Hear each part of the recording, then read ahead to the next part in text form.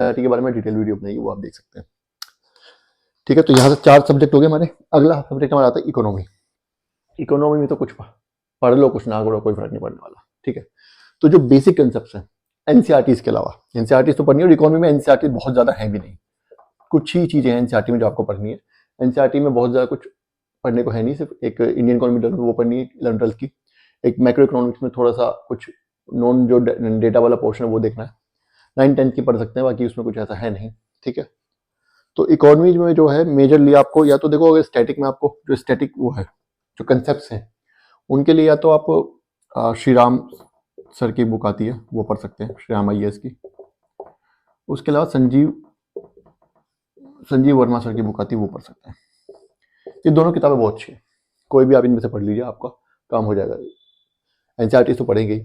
ठीक है, इन दोनों से कोई भी किताबें पढ़ लीजिए आपका, बल्कि इनमें प्रीलिम्स और मेंस दोनों का काम हो जाएगा इन दोनों किताबों में। ठीक है, साथ में करंट अफेयर्स